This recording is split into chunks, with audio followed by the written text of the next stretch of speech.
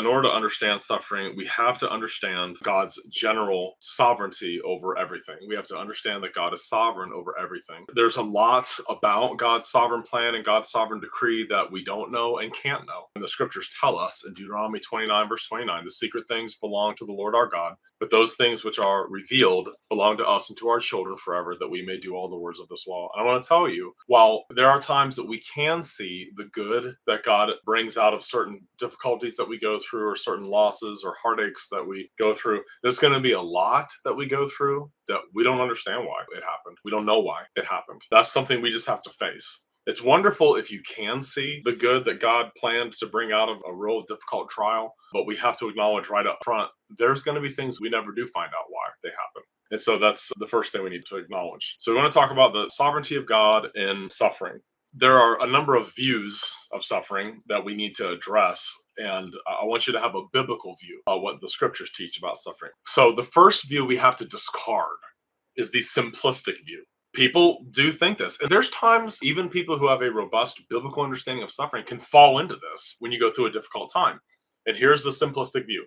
People suffer only because of sins they've committed.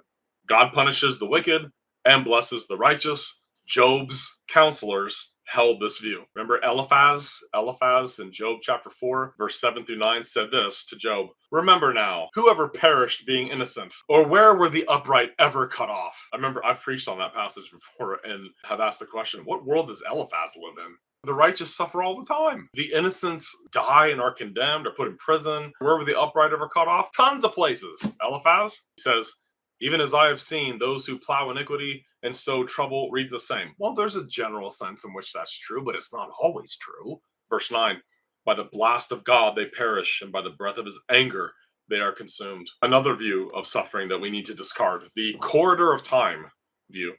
Christian church at large in our day is infected with this myth.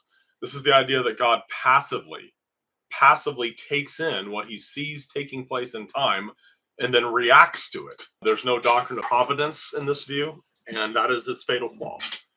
God is supposedly exonerated from all blame for tragic events because he didn't see them coming either. From auto accidents that kill entire families with children to national disasters like September 11th, 2001, national disasters like the tsunami that hit Southeast Asia that killed over 250,000 people, and I think that was 2004. Now, how do pastors normally respond to things like this in the media when they happen? Something along the lines of this: well, God is absolutely sovereign and control, but he also gave men free will, and men choose to sin against God and live in rebellion. God has nothing to do with terrorist attacks or with natural disasters or anything like that. They're just totally random.